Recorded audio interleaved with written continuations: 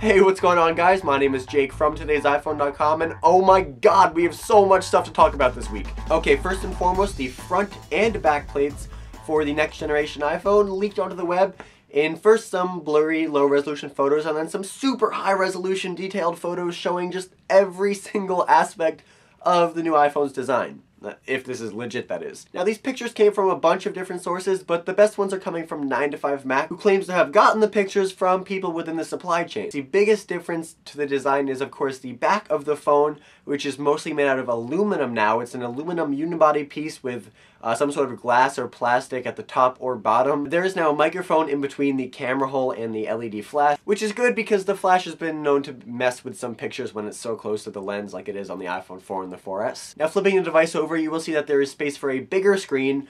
This new iPhone isn't actually any wider, but it is a little bit taller, and it has room for a 3.999 basically 4-inch screen. Now, obviously, there's no way to know if this is what the next iPhone is actually going to look like. It looks pretty legit. I'd say if it's not what the next iPhone is, it's definitely some sort of prototype. It's definitely Apple made.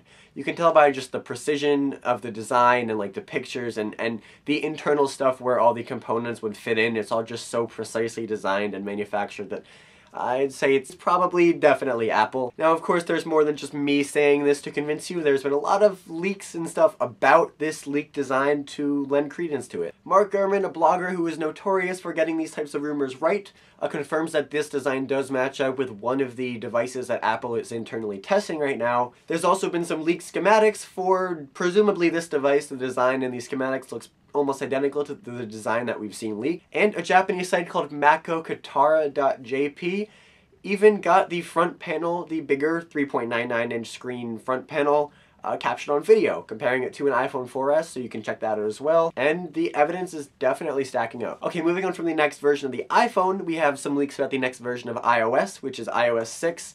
BGR got their hands on Apple's redesigned mapping program. It's Apple's custom created, not Google Maps. It's like Apple's been working on their own mapping service. Now, not much is known about it, but it does look pretty awesome. It can do like 3D imaging and a bunch of location-based 3D models and stuff, and it's very cool. And one other thing to note is that in the screenshots for this mapping program, the interface is like chrome silverish, different from the blue and black theme that we've seen throughout iOS since its inception. So that also is making people believe that Apple is switching up the color scheme of iOS, which I think is probably a good idea. We've had the same color scheme for a while now, and something as simple as changing the color of like the menu items and stuff can really make a system look newer or updated or just different. Now, there's also a bunch of information in the iOS 6 beta, which 9to5Mac got their hands on, about the processor of the next iPhone, the GPU and the kernel and all that stuff, and it's all upped and looking good to go and very exciting. Also rumored for iOS 6 is a redesign of the App Store, iTunes Store, and iBook Store. Apparently, Apple's looking to improve on the interactivity between the three stores as well as the social aspect,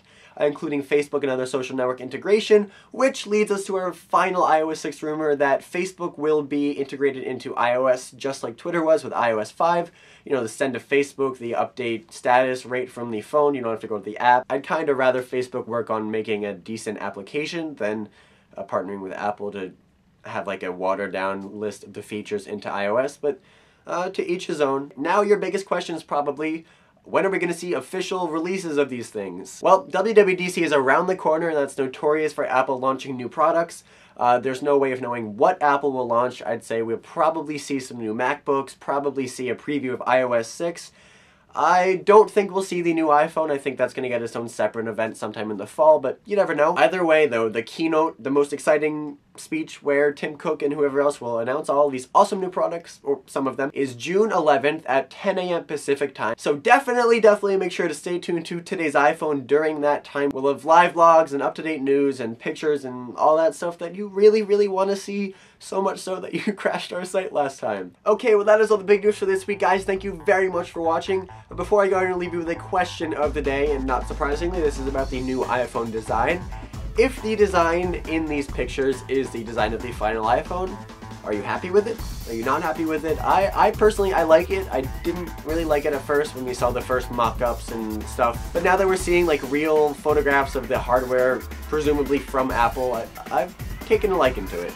So let me know in the comment section down below if you'd buy this device or if you're gonna pass or stick with your current one and move on to Android or something. I'd love to know what you're feeling, and you can also let me know on Twitter at TIP_Jake. Don't forget the links to everything I talked about in this video in the description down below, so please go check those out. And as always, for more news, views, and reviews, definitely check out todaysiphone.com.